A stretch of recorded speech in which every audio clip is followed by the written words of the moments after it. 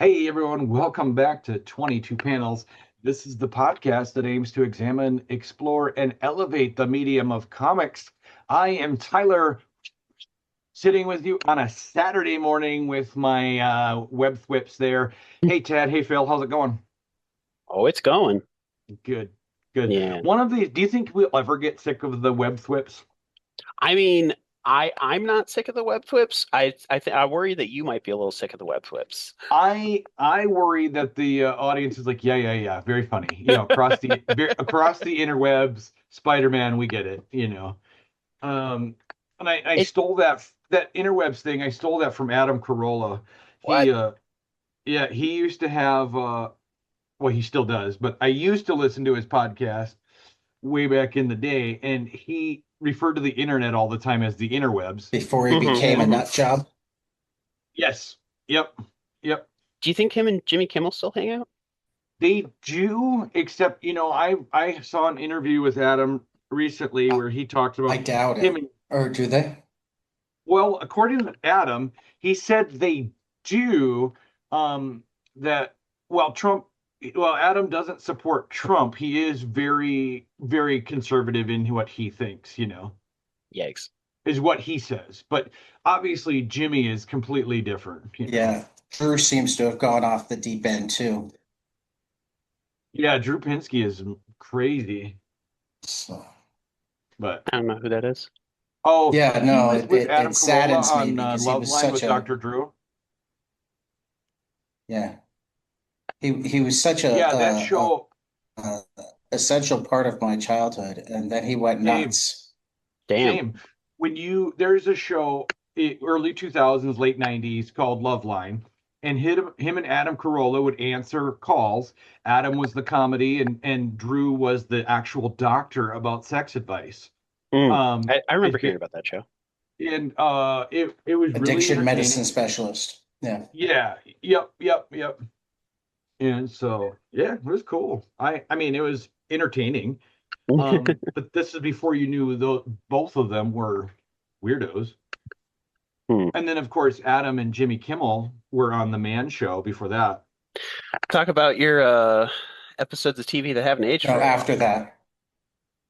What's that? I said talk about your episodes of TV that haven't aged very well. And Oh, I know. Tad had Oh, I said know. after Loveline was the man show. Yes. Yeah. Loveline, then the Man Show. And Yeah, then at during least after it Loveline, that's when, began. Yeah. and then while Loveline was on, Jimmy Kimmel was on Win Ben Stein's Money. Oh Um, yeah, I watched that. that was a good show. Yeah. Yep. Jimmy was like so young in that as a host. Right, he hosted. Holy cow! I thought for a second he was a contestant, but no, he was hosting. No, he was the host, and then Ben Stein played the No, contestant. He because played Ben against was the the contestant. contestants. Yeah, Hmm yep. Right. It was interesting. Absolutely. But anyway, let's I digress. Let's move on to the Former Nixon onto the aide. show. What'd you say? Ben Stein's a former Nixon aide? I said Really? former Nixon aide, Ben Stein. Yeah. Yeah. Worked in the Wow. Nixon White House. Didn't know Interesting. that. As an I mean, economist or what?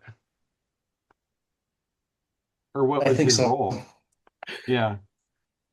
at a certain Uh point, working for One Nixon of is the working for advisors. Nixon.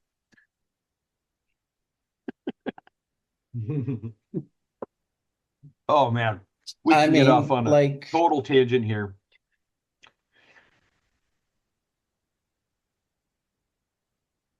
I'll make a comment on that when we get to what kind of week has it been? Because I Okay. don't think that we've talked much about Jack Smith making the rounds. But news and note this week.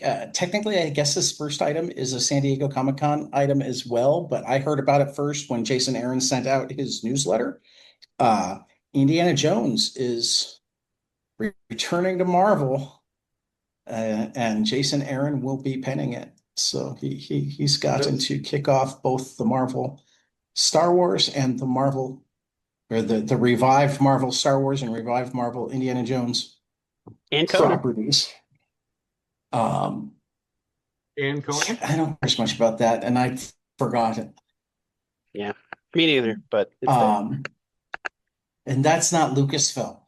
That's not That's fair. Lucasfilm. That's That's fair. like you're muddying the waters, Phil. It's a non-superhero He return to also wrote comics. Thor. Yeah, I guess Thor is on license from, Odin. Yeah. Yeah. Uh, anyway, other San Diego Comic-Con news. Dennis Camp and Javier Rodriguez will reteam for an upcoming Shadow of the Bat series. Ongoing series at DC, ending their drought of series with black main characters. Stephanie Williams and Kari Randolph have Vixen, and Static will be um, Cody Ziegler and Diego Olategui. Nice. Olortegui. Frank Miller's back at Dark Horse with Invasive Species, which he's writing in somebody else's drawing. And Dark Horse will also be publishing Barbie comics. What kind of week has it been? The big story this week is that the Pentagon removed 4 people from the KIA list for reasons. And initially, they said it was because, we were in a ceasefire, so those 4 don't count. And then they said it was some sort of information cycling error, blah blah blah. Also, the 4 involved a woman and a couple people of color. So Jeez. Holy shit. so along with this Pentagon. Let's ignore the actual soldiers and the cost of the war. Likewise, Trump seemed to imply that the dead soldiers coming back to Andrews had told him that it was very important that Iran not get a nuclear weapon.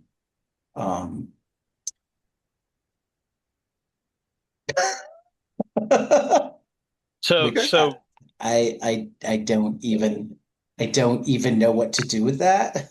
Yeah, I'm like, all right. Yeah, Interesting. did he have a seance? He did he just happen It to was a call the 4 it low-level was a tarot soldiers that would wind up dying? And it was a tarot reading. Come on. Come on. Oh, he's just making stuff he up was unless using the his Ouija came Ouija out. board. Yep. Yeah. Oh His goodness. his dowsing, no, that's not the right word. I mean, His yeah. he's rolling the bones. There you go. The chicken bones on his kitchen Oh. table. If there was ever someone whose brain very Um, clearly was a dowsing rod, it'd be him. but quickly jumping back to your statement about Ben Stein and working for um, Nixon. Richard Nixon. Yeah. Jack Smith has been making the rounds, and one of the things that he's been um, really kind of hitting hard on is that, like, particularly anybody that's not strictly a political hire, and I think Ben Stein was, but that doesn't always make them.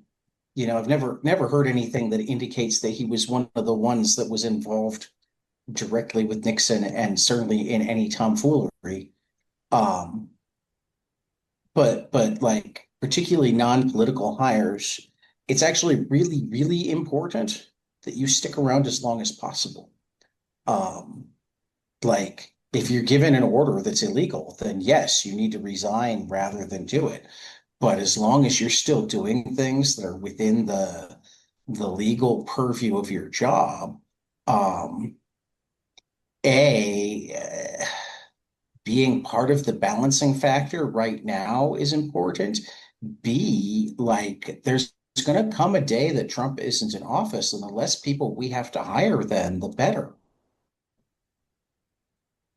Yeah. You know, we're already going to have to hire a ridiculous number of people. I mean, it's the thing that I felt like was overlooked the most when people were grading Biden is that like he came into office with all of the agencies completely gutted.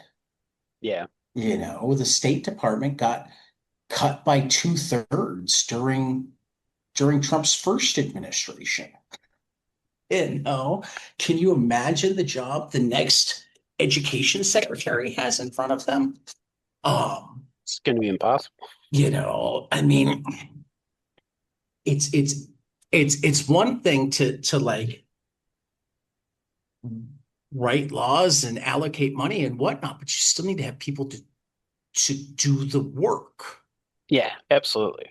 And Like if government they're doesn't just not happen. there, you know, right. So like just having worked for a bad president shouldn't be. I mean, this kind of goes back to the Tom King argument, and Hmm. I heard a similar one when Smith was on uh John Stewart's weekly show with Brian Driscoll, who was briefly the acting head of the FBI, actually because of a paperwork error that the Right. I Trump remember. made. I Trump remember hearing about that guy. after Yep. they fired Christopher Wray. The Right. Driz. Right. But one of the things that he talked about a lot was like when I got into the FBI, yeah, I know their history, but like they're not going away and we need an investigative organization. So like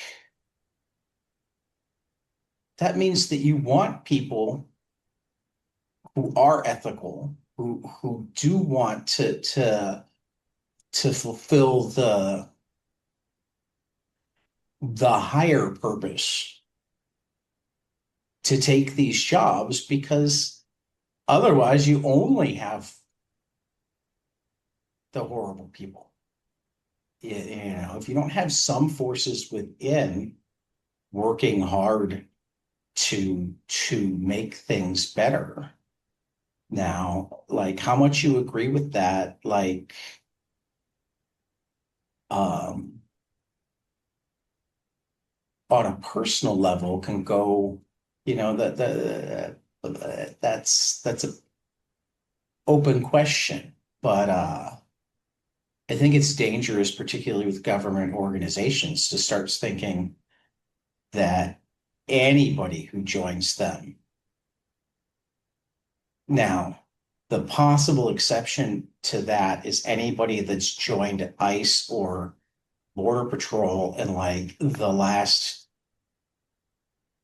20 years. 9 months to a year. Again, like, yes, we know now that it's been rotten from the inside for a long, long time. Hmm. That wasn't common knowledge even 2 years ago. Yeah. Right. There is a specific purpose that it's supposed to serve. Right. Wanting to serve that purpose isn't inherently bad. Right. Again, It's since Los Angeles, really, and certainly since Minneapolis, if you're signing up now, that's a whole different thing.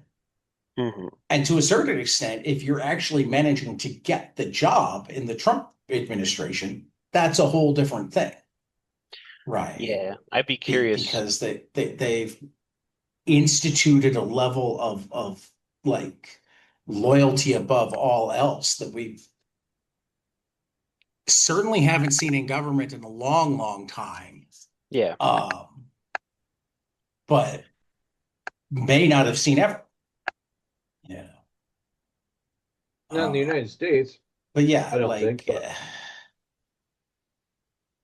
But, yeah. it's tough. I mean, Um, like, obviously, we've seen this in other countries that we've fought with. I mean, World War II. You can look at what yeah, Hitler yeah, yeah. wanted from his Right. subjects, as I call them. Hmm.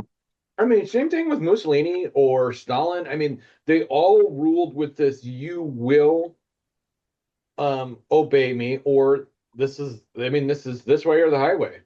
And that's what Right. Trump wants so badly, but he doesn't have the clout to do it, right? I mean, he does, but he doesn't. And that's why we end up with this hillbilly band of MAGA morons, right?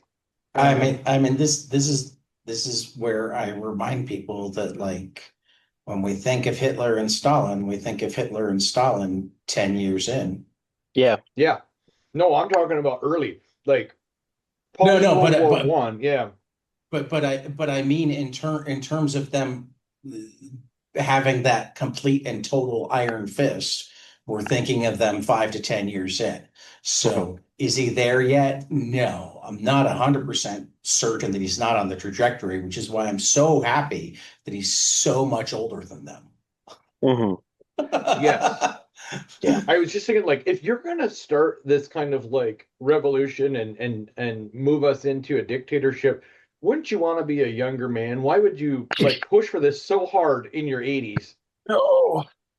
I mean, so this is where I get back to just trying to make sense of Trump is always dangerous because there's no sense to be found. But like, Well, sure there is. eh, Money for me and Yeah, my kids. sure. Um, but I guess sure. I I mean like that. like, Sure. yeah, I guess what I mean is like that. Why are you pushing for this in your old age? He doesn't think he's gonna die. Like he Well, cannot I he mean, there's cannot that fathom too. his own death. Like that's exactly what's going on. And so that's why he's flailing wildly for any sense of thrill, power, and feeling alive, you know? Well, except on alternate Tuesdays where he's worried about getting into heaven. Sure, sure. Yeah, those brief moments where the dementia is striking him to his core, you know. Um, I mean, is the dementia striking to his core, or are those his brief moments of lucidity? I it's hard to agree. tell. I, Hard to I tell. I don't like the idea of blaming any of his actions Oh, on not blaming. his decline of mental health. No, he's always Oh, been I'll, like this. I'll blame a lot of the actions on the decline in mental health, but I think when he's worried about getting into heaven, he's having brief moments of lucidity. Hmm. I Oh can see yeah, that. that part. Yeah, I can yeah, see yeah, that. yeah. He's like going, oh shoot, If anything, they might be Jesus isn't gonna like this at all. the Right. first moments of lucidity he's ever had. All right, gang. Let's get Goodness. to new to order this month. I want to tell you guys Yeah, we about got Canto. brand new to order for August 27th. New catalog. Yeah, one of the Though I will books I that will quickly toss out, this does not include DC titles yet. DC is holding their solicits until like 4 o'clock this afternoon. So they would be ready for our Sunday release, but they're not ready for our Saturday morning recording. So we won't have any well, DC titles until next week. okay. Well, first up, I want to talk about Canto. This is the Clockwork Chronicles #1 from David Boer and Drew Zucker from Dark Horse. The small knight with a big heart travels the unnamed world to help those in need. That mission takes him to the mysterious Forgotten Isles where jungle fauna mixes with strange machines. The mystery of what happened to the forgotten people who once lived there is put on hold when catastrophe befalls his best friend, Miko the Melarix. Will Kanto's courage be enough to save his companion? Uh, we have final order cutoff of September 14th, and excuse me, October 12th. I read the line above it. Final order cutoff is October Mhm. 12th, and in stores November 18th. All right. The Detective #1 from David and Maria Lapham at Bad Idea. It's a cold morning in the city when Valencia Velez wakes up in an unfamiliar bed with a revolver in her hand and a dead body at her side. She doesn't remember how she got there. She doesn't remember much of anything. Just the long list of names buzzing around her head, suspects in the brutal gangland execution of her husband. Lucky for her, Val's a homicide detective. The only trouble? In the city, so is everyone else. Val's hunt for answers has painted a target on her back, caught between the crooked cops hot on her trail and the towering mechanical judges looming over the city's rain-soaked streets. Every lead Val runs down only raises more questions. What secrets lie hidden in Val's missing memories? Who is the mastermind? In the city, the truth doesn't come easy, and when it does, you'll wish it hadn't. Final order cutoff of September 21st, in stores October 21st. All right. Filthy Lambs, #1 from Polly Paul Allor and Chris Evanwys at Mad Cave. In the basement of Grimaldi Manor, the family patriarch says a prayer and stabs himself in the throat. Blood falls. The demon watches. A woman tries to scream. Upstairs, 3 generations of the Grimaldi family and a snapping turtle fill the house with unfulfilled promise and joyful childhood shrieks. These are tremendous, terrible times for the lineage. The Grimaldis hold a contract with their lord below for 10 more years of prodigious wealth and glory.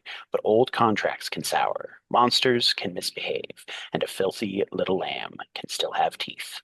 It's going to have a final order cutoff of September 28th, in stores October 21st. Mad Science Division #1 from Dan Waters and Brian Lovell at Ignition.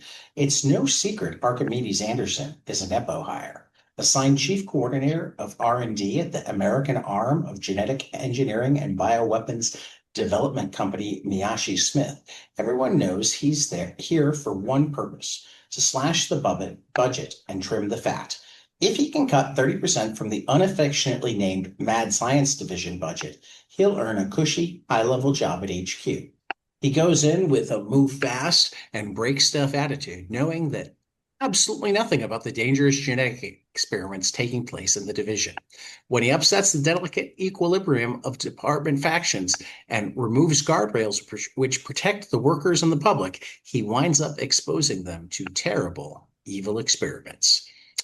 This is final order cutoff of September 28th, in stores on November 4th. All right, Satanic Panic. Hey guys, Tad, especially, did your mom or dad get crazy about Satanic Panic crap in the 80s? Nope. Or My at least mom not that I did. remember. My mom did. She believed Donahue like he was God. Anyway, Satanic Panic from Matt Miller and Clay McCormick from Mad Cave. A sleepy 1980s town is stalked by a masked slasher at the height of the Satanic Panic, where every heavy metal record, Dungeons and Dragons campaign, and Teenage Outsider is treated as evidence of devil worship. As fear spreads and bodies pile up, 3 local misfits become the prime suspect in a series of gruesome murders. Join D&D geeks and Ozzy enthusiasts Nas, Sal, and Terry as they race to clear their names, survive an increasingly blood-soaked town, and unmask the real killer before paranoia claims innocent lives. But in a community eager to blame the weird kids, proving their innocence may be deadlier than facing the murderer. This is going to have a final order cutoff of October 5th and be in shops October 28th, just in time for Halloween. Yeah, the Satanic Panic was crazy. When I was a kid, my cousin kept giving me cassette tapes of bands he was into, and holy crap, my mom went just ape shit crazy about um, Ozzy, Motley Crue. I mean, anyone and everyone corrupting us with their satanic music. Supposedly, records, you guys, they put hidden messages if you played them backwards. However, my mom thought that could easily transfer to cassette tape. And I said, Mom, I have no way to play this backwards. So That's funny. So the last I must have had some of the last surviving bits of Satanic Panic. I was getting into heavy metal in the early 2000s when I was a teenager, and Yep. my parents were actually pretty cool about it. They got me a fair amount of music and, all kinds of different stuff. The one exception was Slayer, Rain and Blood. I used to listen Yep. to music as I fell asleep, and my parents were like, "Don't listen to this while you sleep." And I'm like, No. okay, I'll lay off the Slayer Dreamland. Slayer for going to sleep. My Exactly. Yeah. Hey, I do sleep to Mastodon. I put on some I of do their too. albums. I will listen to Leviathan when I'm going to sleep. Yeah. That record is so Blood tight. Mountain.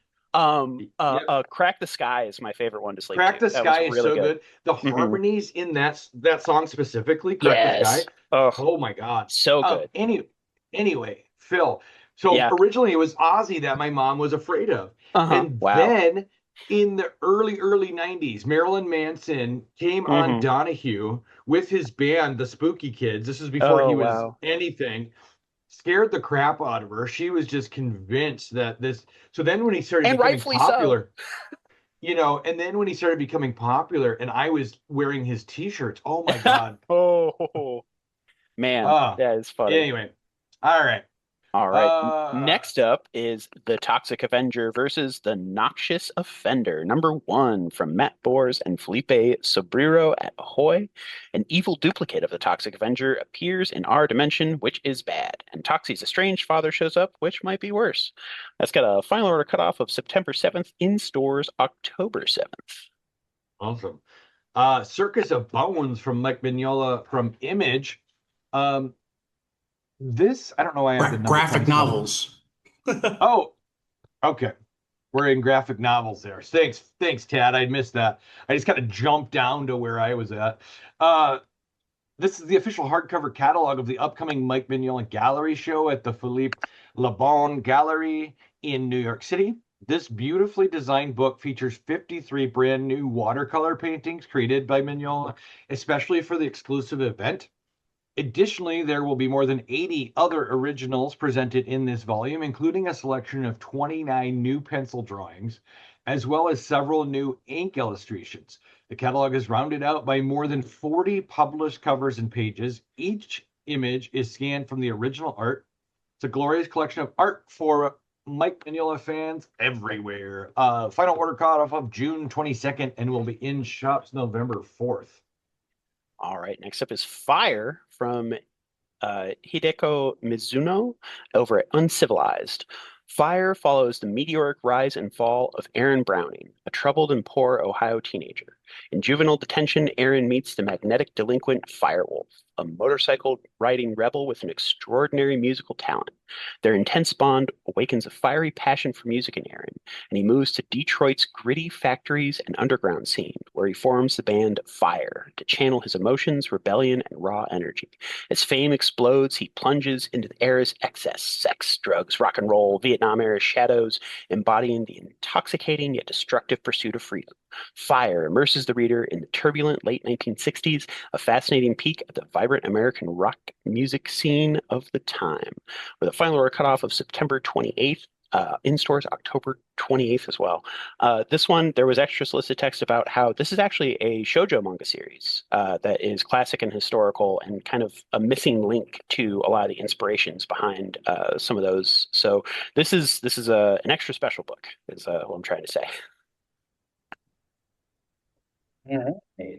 Hansel and Gretel, which apparently came out of bookstores, I think, last year, but it's going to be comic shops now, by Stephen King and Oh, Maurice Sendak from HarperCollins. The haunting tale of two brave children lost in a dark and dangerous forest is reimagined by literary legends Stephen King and Maurice Sendak. Guide you into the most deliciously daring rendition of the classic grim fairy tale yet, but will you find your way back out? With personal introduction from Stephen King, the beautiful book has been created in close collaboration with the Maurice Sendak Foundation. So yeah, this looks pretty cool. Awesome. All right. is final order cutoff September 7th, in stores October 7th. Yep, sorry. That's okay. Next up, I Can't Stop Thinking About Horses and Sex by Lisa Hannawalt from Drawn and Quarterly. From the creative mind behind BoJack Horseman and Toucan Birdie comes a fragmented memoir, poignant, punchy, and sometimes just plain gross.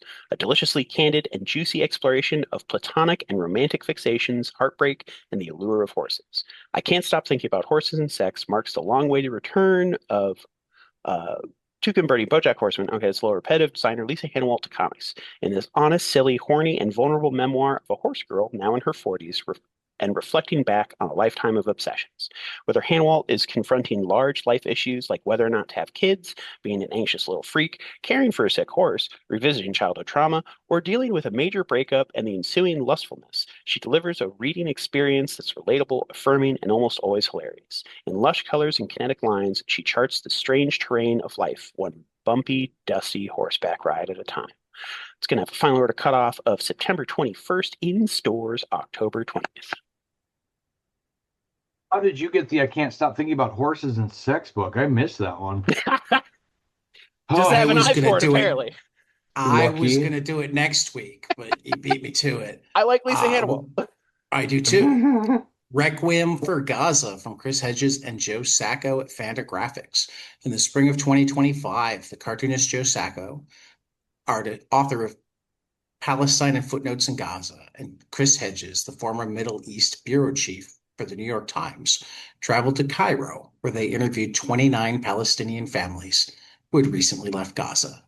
In Requiem for Gaza, they used the experience and stories of these families to detail the crucible of the genocide, the loss of homes and communities, the appalling death toll among friends and loved ones, the constant displacement, the terror of indiscriminate killing, the hunger and deprivation, the obliteration of all that was known and familiar, and the struggle to cope with the callous indifference of a world that continues to supply Israel with weapons despite its wholesale destruction of Gaza and mass slaughter. Collective power of the individual stories that chronicle the first day of the genocide, the forced evacuation of homes, the targeted assassinations, the false hopes engendered by ceasefires, the dislocation and alienation of exile, the brutal killing and hasty burial of family members, and the humiliation of living under tarps without clean food and water bring every aspect of the genocide to life. Set against the horror are stories of self-sacrifice and compassion that show how Palestinians not only clung to their humanity, but morally triumphed over their killers. Final order cutoff is September 7th, in stores on October 7th. All right. Silent Jenny from Matthew Babbitt from Oni. In a not too distant future, climate change continues to ravage the planet, and the disappearance of insects has led to the end of pollination, rendering vast areas of land infertile. A survival dynamic has emerged. Mobile islands called monads have formed, and people strive to help each other, each group with its own customs, traditions, and ways of life. Jenny is a rather solitary researcher trying to restore the world as it once was. She seeks to recover bee DNA to clone and recreate pollinating insects.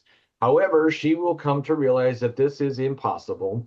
The old world no longer exists, and a new one must be built.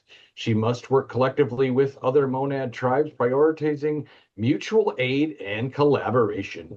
Final order cutoff will be September 21st, and this awesome book will be in shops October 13th. And I apologize to listeners if you can hear my pug. She is making all kinds of noise in my arms because she's very happy. So she's doing her can't hear. pug noises. On Her the wings pug of an noises. angel. Yeah. We Anyway. should be so blessed. All right, collections. All right. Collections first up is In Your Skin from Aditya Bidikar and Sam at Image. Priyanka has been a Bollywood superfan of film star Aisha Sen since she was a kid. She's watched her movies over and over and knows her dances beat for beat. But after a once-in-a-lifetime chance meeting with her idol goes awry and Aisha announces her impending retirement from movies, Priyanka's admiration turns to obsession. If Aisha doesn't want to live her perfect life, then Priyanka would be more than happy to take it for herself. It's going to have a final order cutoff of September 21st, in stores October 28th. Cool. Muppets Noir. I've been reading this in issues. It's been really good. From Roger Landridge from Dynamite. It's time to cue the music. It's time to dim the Time to lights. dim the lights. It's time to It's get time things to get started. things started as the Muppets return tonight. Tonight. Okay, the show is about to begin at the famous Muppet Theater, and the regular pre-curtain chaos has the troupe's stalwart MC, Kermit the Frog, coming apart at the seams. In an attempt to de-stress, he settles down to read a few pages of an old favorite detective novel, only to get KO'd by an errant brick to the bean, leaving him laid out backstage as his co-stars try to coax him back to consciousness. But unbeknownst to them, Kermit has taken up the hard-boiled mantle of his fictional hero to walk the darkened streets of Dreamland, righting wrongs and cracking cases under the concealing cover of night. Flip Minnow PI has no time for song and dance, not if he's going to solve the baffling mystery of the snoozing sleuth. This will have final order cutoff August 31st and will be in shops October 7th. Palomar, the Heartbreak Soup Stories from Gilbert Hernandez at Fantagraphics. Palomar is the perfect entry into the works of critically acclaimed cartoonist Gilbert Hernandez and the still ongoing Love and Rockets comic book series. It stars the inhabitants of a small Latin American town, long-suffering midwife, sheriff, cello, Pipo, tomboy turned heartthrob, Carmen, wryer than her years, teen boys Heraclio, Satch, Augustine, Jesus, Israel, and Vicente, whose paths diverge and intersect over time, Diana and Tantazine, sisters and polar opposites, and many other finely drawn and dynamic characters whose already tempestuous lives are roiled when Luba, an assertive single mother, moves there to set up her bathing business. Final order cutoff is September 7th, in stores on October 7th. This is the reprinting of the long out of print, big ass hardcover that includes pretty much all of the Palomar stories from the first 50 issues of Love and Rockets. Great, Wow. great companion piece to Jaime's Locos that came out earlier this year. So, final order cutoff for August 3rd, a week from Monday. Anatomy of Comics from Damian McDonald at Rizzoli, out September 1st. Black Tower, The Raven Conspiracy, #1 from Ram V and Mike Perkins at DC, out on August 26th. Denver, #1 from Jimmy Palmiotti, Justin Gray, and Pierre Brito from Mad Cave, out on August 26th. Fixation, #1 from Suspiria Vilches, Amy Chase and Savannah Meyer at IDW, out on September 9th. Folk of Dooney Hollow, #1 from Jeremy Hans and Alex Linz at Ignition, out on September 9th. Forever Home, #1 from Christian Ward and Sammy Cavella at Oni, out on September 9th. Forever from Brian Box Brown at IDW, out on September 8th. Hammerfist, #1 from Rick Remender, Steve Epting, Matt Hollingsworth at Image Comics, out on August 26th. John of the Night from Daryl Cunningham at Avery Hill. Final or cutoff is I forgot to delete that line. Out on September 2nd. I didn't catch it. What did it say? On their Frontlines Volume 1, Marina Lisa Comia at Fantagraphics, out on August 26th. The Outsider by Joseph D'Esposito at Fantagraphics, out on September 30th. And Six of Us, #1 from Tom King and Gabriel Hernandez Walta from Dark Horse Comics, out on September 9th. Phil, you want to talk some crowdfunding? Yeah, first up there is The Monuments, Volume 2, Let His Death Be a Warning from Oliver Mertz on Kickstarter through July 29th. I Just Came from Hell, the sequel to Who Killed Sarah Shaw from Frankie White and Adam Markowitz on Kickstarter through August 3rd. Outlaw's Apprentice, Broken Blade by Chris Schweizer on Kickstarter through July 30th. Sink Your Teeth In #2 from Zoe Tunnel, Lauren Knight, JP Jordan, Jordy Troutman, and Michelle Abinader on Kickstarter through August 6th. And then coming soon, we have the Tezuka God of Manga documentary from Jason Cohn, hopefully launching soon on Kickstarter. And then also launching soon is the Death of Comics Bookcase, Reign of the Comics Bookcases from Zach Quaintance and various artists, also launching soon on Kickstarter. Tyler, what's on Humble Bundle lately? Some pretty good stuff. The Clip Studio Creation Collection is up for paint, draw, and animate. For $25, you get 10 items, and that goes to Donors Choose, which is a public education charity, and it's extended to August 5th. Be sure to get on that. The Blade Runner collection from Titan Alcon is $18, and you get 17 items. That goes to the Direct Relief Emergency Medical Charity. On July 30th is that cutoff. This one I'm very excited about. The Humanoids Mega Bundle from Universes Unbound Part 1. 35 titles. That's 151 volumes, including the Insel, Technopriest, Metal... Inkle. Yeah, that's right. We read that. The Inkle, Technopriest, Metal Hurlant, timely, Monsieur Jean, and more. $20 gets you 35 titles, and that is going towards Reading is Fundamental. Deadline for that is August 5th. Next up is the Teenage Mutant Ninja Turtles Return to New York, out from IDW. For $25, there are 48 items, which this is going towards Make-A-Wish, and this is going to August 12th. Last up is the Dark Horse 40th Anniversary Bundle.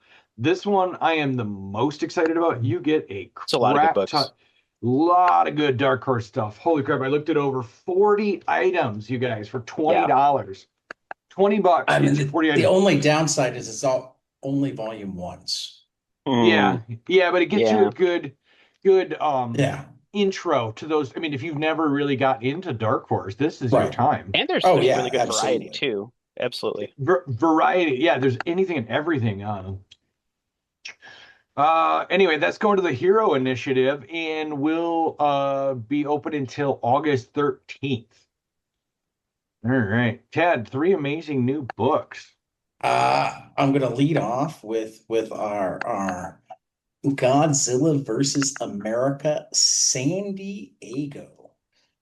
Stan Sakai took some Godzilla to Comic-Con, and Greg and Fake did some Godzilla at Comic-Con. What's the other?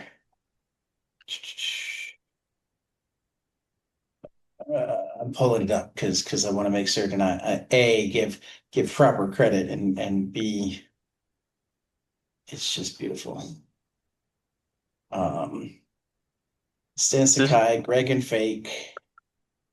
What was the third full story? So this is where I was actually born in San Diego, and I've only been to Comic-Con once. Bullshit. Back when you could still buy tickets from scalpers. I had a broken foot, and my uncle bought some scalper tickets, and we limped around the stage floor. It was pretty wild. See, I went to Comic-Con when you could still buy tickets at the door. Wow. Yeah. I went to San Diego for something other than Comic-Con. How dare you? How dare I?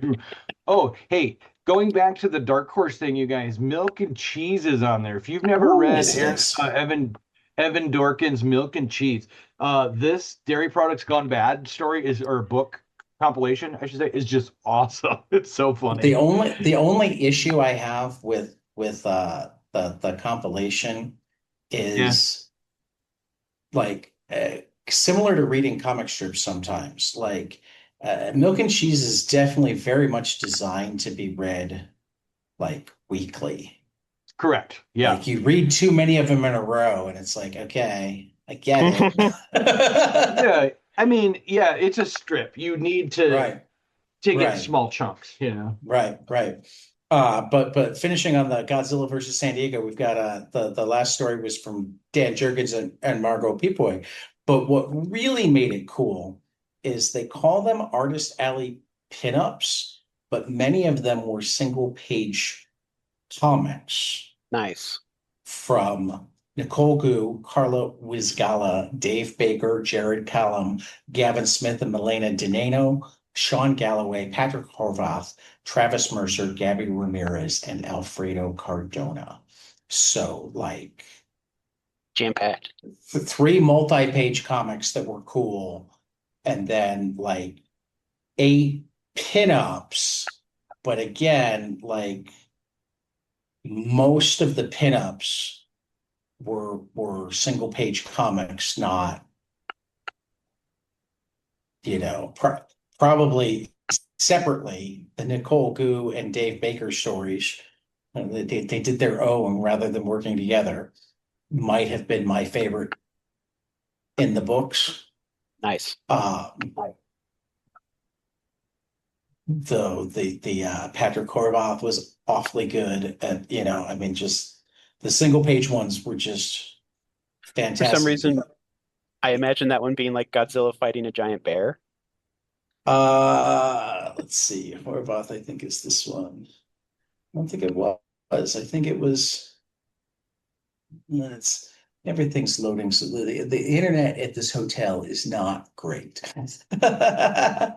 Sometimes, Tad, So when you're talking, you do lag slightly.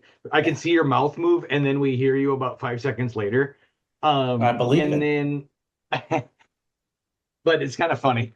But No. your room looks pretty basic there. What are you doing Yeah. on your road trip to Iowa? Oh, we're just meeting with Kelly's sister and family. Is Nice. Kelly there sleeping and you're just talking away? Yep, Okay, okay, because there wasn't a good place otherwise. all That's right. why I've been Well, I trying to could. be I quieter. This is the first time I've saw movement behind you, so please Right. apologize to your wife. I am so Anyway, sorry. Phil, take a walk. So this week is my mom's birthday, so happy birthday, Mom. And she's also an awesome comics lover, so I figured I'd talk a little bit about some of the comics she's loved over the years. The first one being Sweet Tooth, where when she was helping me move into my college apartment, there was just issues. I think the volume one laying around, and she was just picked it up, started reading it, and absolutely loved it. And that started her love of Jeff Lemire. And then, believe it or not, it was really funny. She asked me once. She's like, "I read an article about. Have you heard of a book called Sex Criminals?" And I was like, "Oh my God, Mom, that book is hilarious. It's one of my absolute favorites coming out at the time." And I thought it was beyond hilarious that my mom asked me about it. So So similar story, Phil. yeah, I had the Sex Criminals Omnibus or Complete Collection Edition, which hmm is it's a bright pink cover with the two of them running without pants on and Cash yep, coming behind them. So that was on my counter because I also uh-huh. was reading it when that omnibus came out. And my mom also was in the house and she just casually looks at it and she's like, Sex Criminals? What are you reading?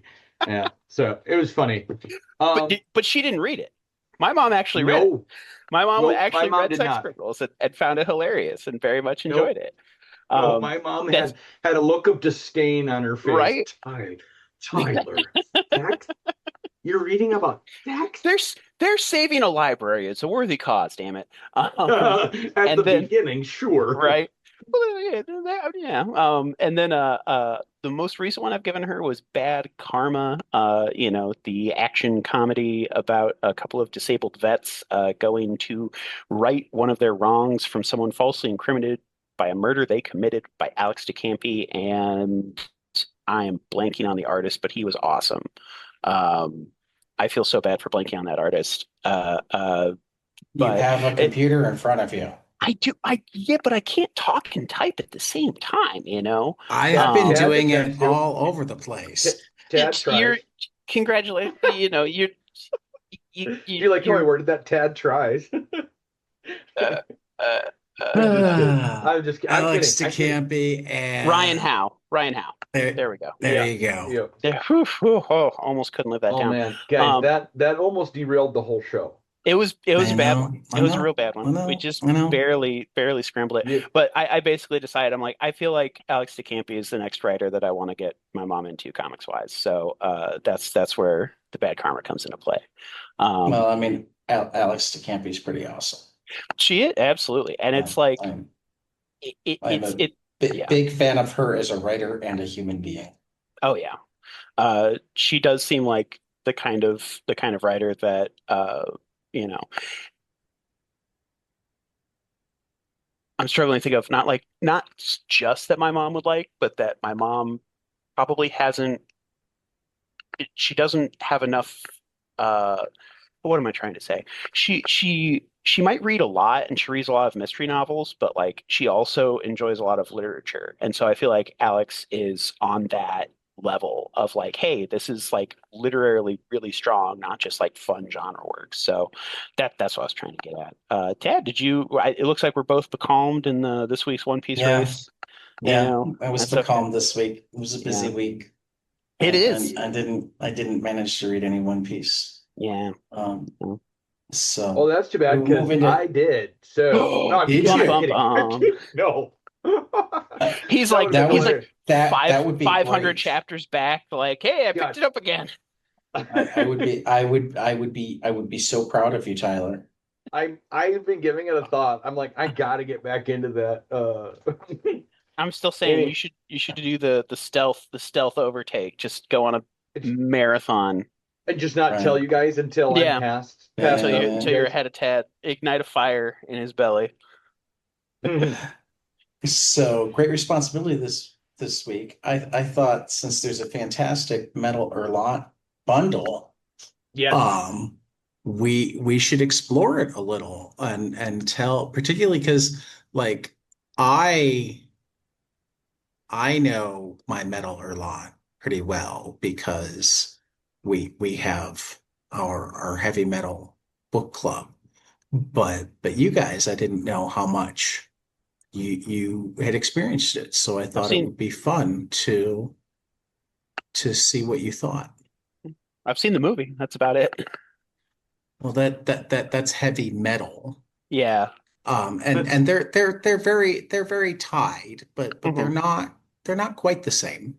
Okay. Um, What is I don't know much about the either publication. I mean, I know what they are, but Well, well, I mean, they both tend to be adult, mostly sci-fi, some fantasy, um, but are they tied together? Is what I'm asking. mostly Right? European. they're both Yeah. published by The, Humanoids. the way that well, no, they're not both published by Humanoids. Oh. Heavy Metal is its own company. Oh. The way they're tied together is particularly in the early years. Much of Heavy Metal was reprinting stories from Metal or Lant in the Oh. United States for the first time. Oh. Okay. Um, Interesting. because Metal Hurlant is a French comics magazine. Yep. So like uh, Heavy Metal was the first time that a U.S. audience, or I see. really for a lot of them, where they were even translated into English, not always well. Yeah. Um, one of the things we've discovered is there's one story in particular that like a new translation done by New York Review Books recently made us take a story that I had not liked it. I mean, I guess the other people haven't read it, but I've shown them some samples. Hmm. But took a story that I hadn't liked when I read it in Heavy Metal, Yeah. and I like a lot with a better translation. Oh, Um, that's incredible. Translation is a so huge factor. right.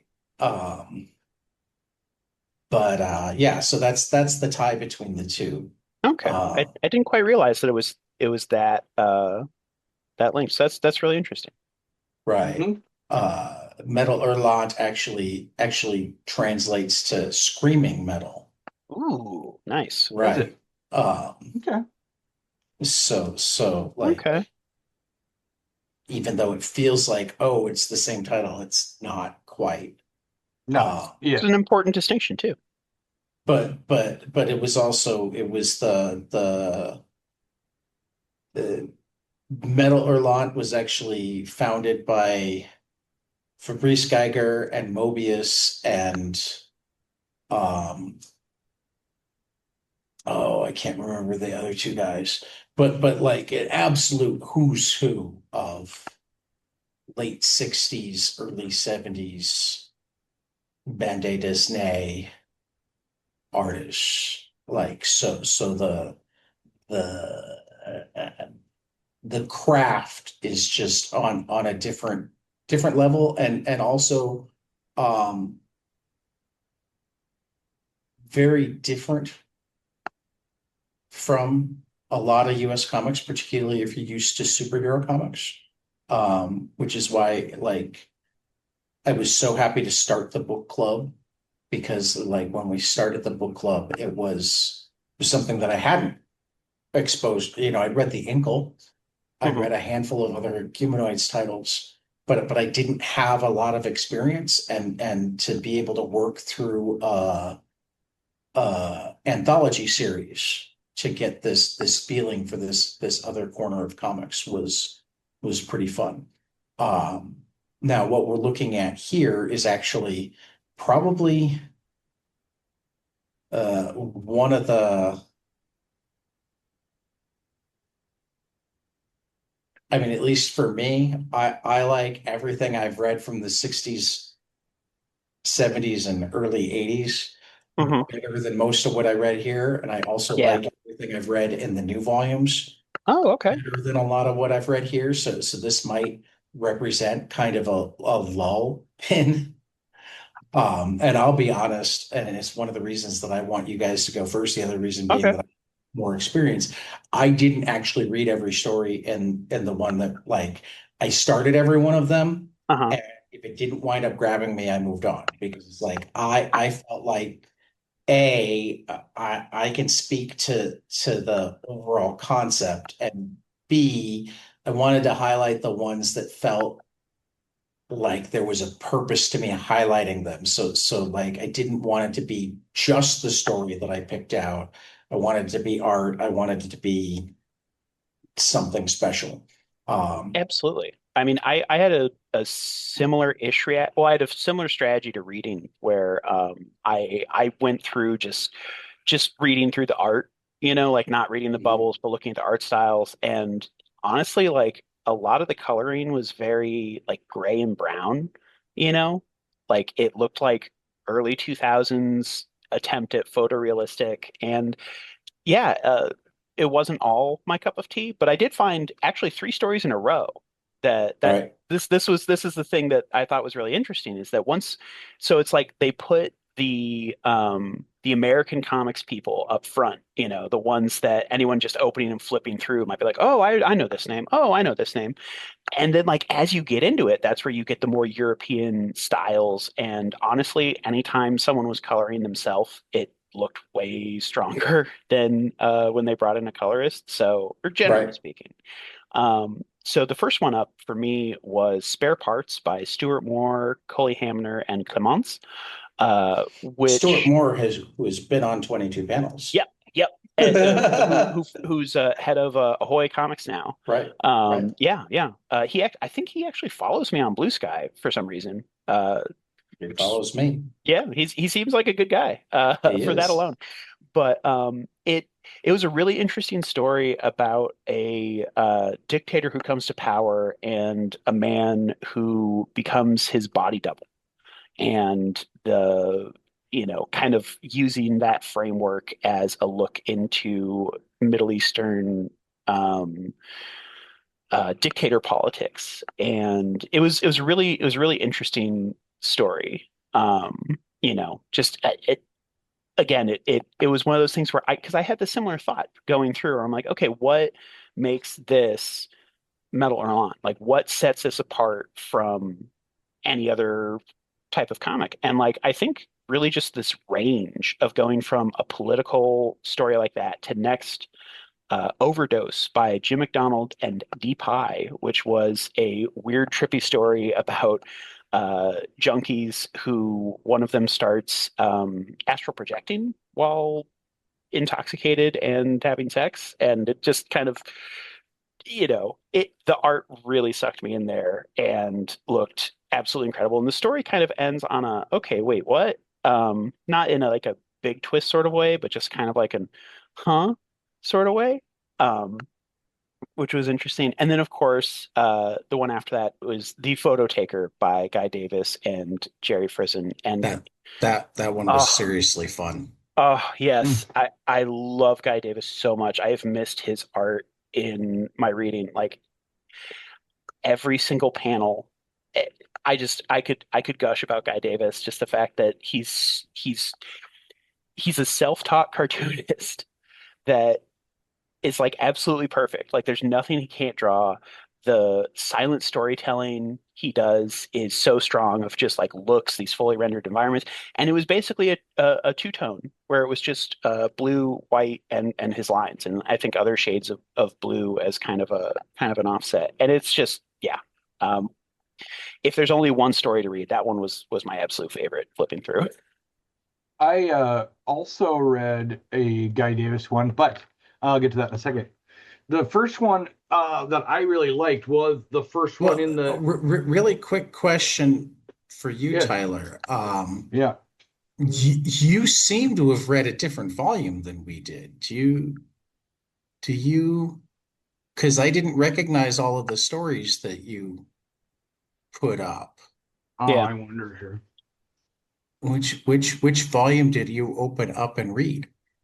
Let's see. I had it on my phone. I don't know. Same here. What's that?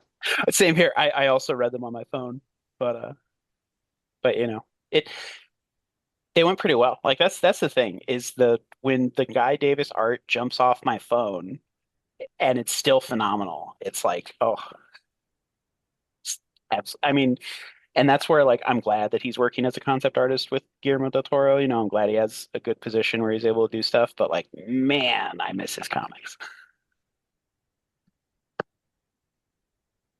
Yeah, I'm looking at yours now, Ted. I did read something else that I had found. I'm sorry. I thought there was just one thing.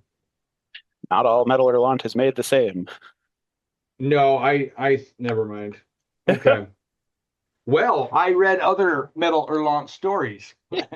No, I'm just trying to figure out where they were from I because we mean, should I'll, we should plug them.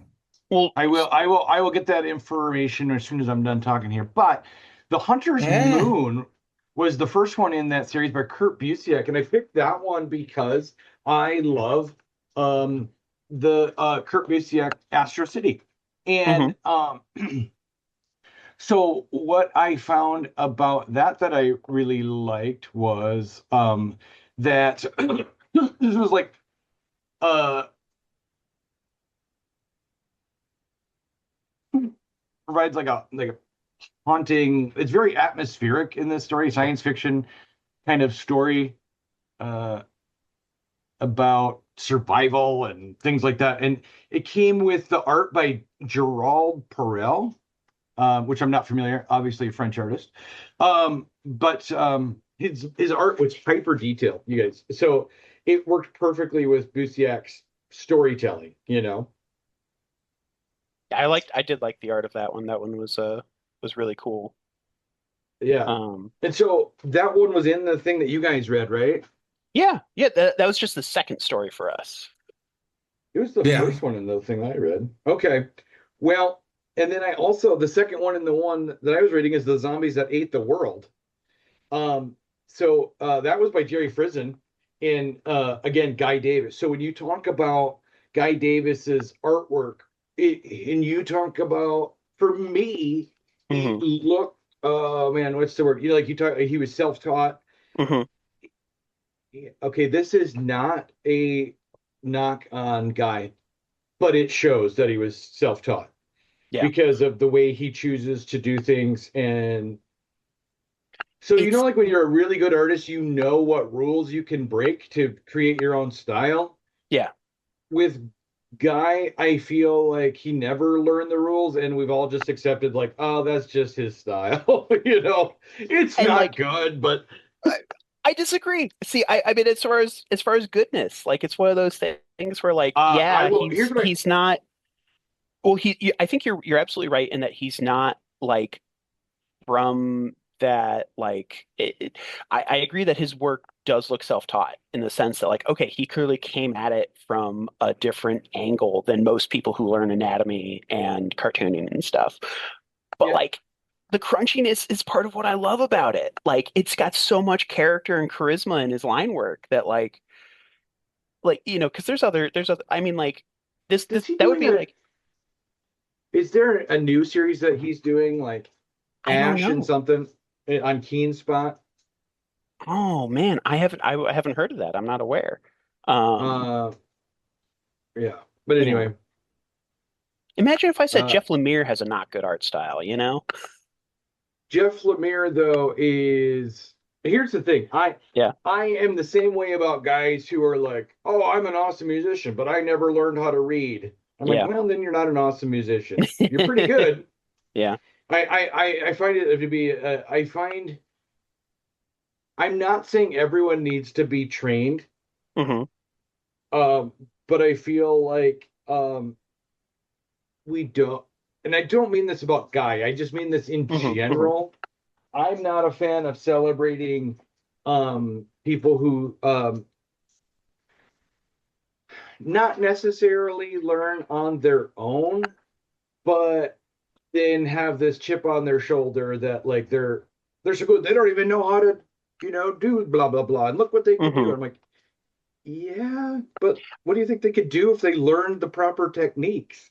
I think I definitely agree that uh, ignorance shouldn't be celebrated, you know? Yeah, I mean that's Yeah. the way I'm not And I trying to say think Guy that is bad. right, right. I agree with you that I think people who are like, I can only read guitar tabs, I can't read sheet music, like, yeah, that's a little bit ignorant, you know? And Yeah, maybe you shouldn't brag about that. But like there's a huge difference between that and like self-teaching, you know, and like learning from doing and those sorts of stuff, you know. Like I think that people who find their own way into an art form, like there's a difference between, oh, I did what I could and like, oh, I am actively shunning an aspect of the work, you know. Like yeah, it's a bit different. But yep, I see what you're saying. yeah. But you're right though. Jeff Lemire also has a loose style. Hmm. Um, but anyway, the third one that I picked was in in what I wrote. It was number 6 in the lineup. Uh-huh. Who's Dreaming Now? This was Alejandro Jodorowsky from the Inkle, and then art with Jerome Pena. Hell yeah. It's really psychological, short little piece that I mean, really. this is one of the reasons why I'm trying to figure out what you read I because want to read that story. Yeah, I will send it to you guys. I think I'm not like finding the thing on my phone. I I don't must have know read it that on my story, iPad. and I love Jodorowsky. Yeah. Yeah. Okay, Right, I'll send it. I'll send you what I read. Um, Sometimes when I'm doing things like spur of the moment, like last night, like trying to right. fit in my reading while I'm working. I'm sorry, it's like not the right one, but they're good stories. They were really good. Yeah. This was exploring Well, and Jodorowsky, that's like okay because the overall idea was to just talk yeah, about Metal Hurlant. I mean, the yeah, downside being that I think that this story might not be in the Humble Bundle, but that's it, not reason not to get the Humble Bundle. Right. correct. It's probably not because I went off on my own path, but Right. this was a very dark psychological short piece that like it's mind bending, you know what I mean? And it explores his, normal trademark of like psychological consciousness shifting identity, that kind of crap. I shouldn't Hmm. call it crap, but that kind of stuff. Yeah. And I find it really exciting. And then of course I love Jerome's artwork all the way back from like X-Force stuff. Being an X-Force fan, and an X-Men. So yeah, I loved it. And I am gonna go back and read that version of Metal Hurlant that you sent us, Ted. Well, so I would guess that because there was also a Jerome Pena story in the volume we read. So I would guess that maybe that was before X-Force, because X-Force came out in like the 2010s, like late 2009, Yes. 2010. Yeah, Yeah, it so was. It was. Yeah, nice. but I have never read any of this stuff. So, Yeah. Oh yeah. This is where anywho, Opeña did Man, sorry, you go ahead, Ted. no, that's cool. I will quickly photo taker you already talked about. I liked the humor of that. The one that I really liked the humor of, and I'm surprised. I guess like I'm less surprised now that I discovered that Tyler didn't read it. Shame on You by Francois Bouc. Um, I liked that one. seems like a yeah, overall it seems like a very very down to earth, like Hmm. following the paths of a couple old people just walking through their days. But then it finishes with the joke of Yeah. following their paths and that their paths created dirty drawings. Right. Um, Oh my gosh. uh, and that was just fun. Photo taker, like I said, you talked about. I picked out King's Crown not because King's Crown in and of itself was great. Um, I mean, I thought it was very good, but Hmm. Richard Corbin and his fantastic painted art Oh yeah. has been a major feature of Metal Hurlant and heavy metal. He's so Um, good. The late so great so Richard I Corbin. wanted to pick I wanted to pick Adam Corbin. Yeah. Um, so yeah, I still think for next week you guys should pick a volume that's not Metal Hurlant. Hmm. Um, and or I mean we can do it one of two ways. You guys can pick a volume that we can all read and talk about, or all three of us can pick a single volume um, from the heavy metal humble bundle and talk about it individually. Either way, but I wanna spend another week highlighting um, this humble bundle just because it's such a good one. Um, and I feel like the comics and manga crowd don't cross over nearly enough, but the comics and bande dessinée crowd really don't cross over enough. Mm. So like I think it would be great to explore some more of this while it's available at a low price. And again, like I'm hoping that since this says Universes Unbound Part One, that that will mean that um we're guys, Raina's actually waving at you. getting She wants to say good hi morning. Raina, Good morning. that we'll actually be getting more of these in short order, which would be really great. Um, so we'll see. But and maybe you guys will get so hooked that you'll start coming to Heavy Metal Book Club. I carry it in the store, Do you? in my store. I Do you should. Nice. I do carry read it. just the heavy metal or the Metal Hurlant as well? Because Metal Hurlant is coming out in single, big, thick, 250 page issues Oh, again. no, Um, no, I've just been getting the current heavy metal issues that have been coming out. the current heavy metal is very good. Right now, I think I lean just slightly towards Metal Hurlant is putting out the better stuff right now. They both rebooted this year after going Yep. through financial difficulties. Okay. Well, I Um, will get Metal Hurlant on my yeah. order as well. I'm putting in my stuff for as Yeah, we're talking I on don't the on the know. I don't know if it's available through any of the easy Oh, distributors, or whether you're gonna I have to figure know. that out. It's probably But from France, right? Or where's it? but Yeah. no, I think so. it's a US version. It's a US It version. is. Okay. Okay, okay. I mean, I have a personal subscription. Yeah. Oh, you do. Okay. Yeah. You could Anyway, always we buy the humble bundle and Buy print the out humble volumes bundle. yourself. Don't do like me and go looking for your own version. All right.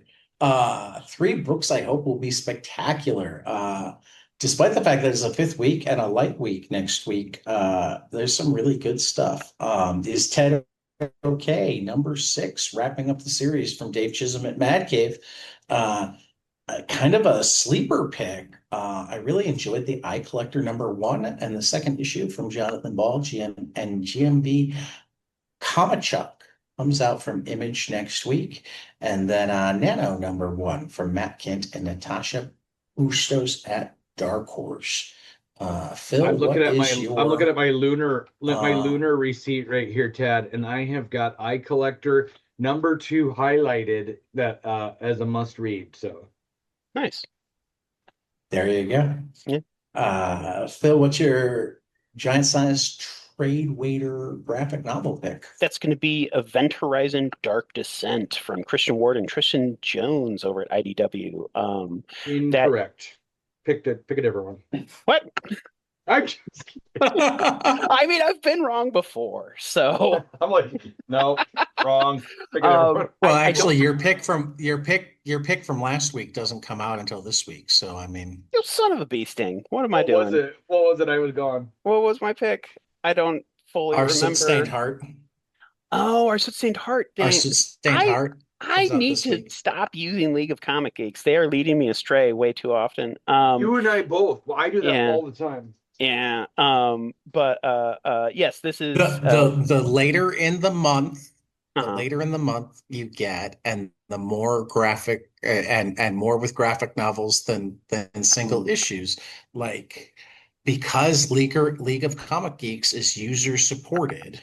Yeah. Like often what gets put up is whatever's in the catalog.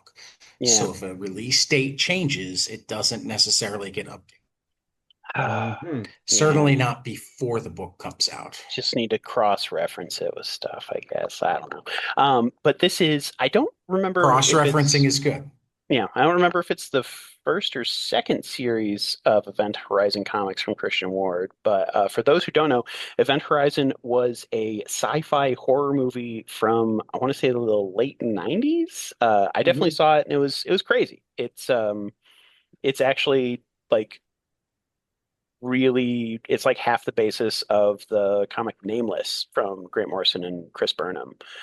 That one's like a more like they increase the psychological aspects, but it's also like space horror, crazy stuff. So yeah, so it's a good one. All righty. Awesome. Tyler, that's your cue.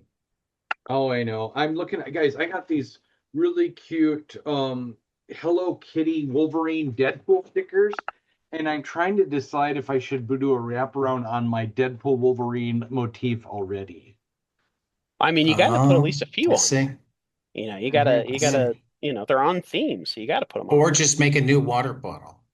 Have two water bottles. You got to have a Wolverine water bottle and a Deadpool water bottle. Well, one of them can be for cold and one of them can be for hot. What do you guys use for water bottles? I'm on a Walla. I love this thing. No, I have a thermos that I use overused, really. Are you anti-water? No, I love water. I mostly drink water.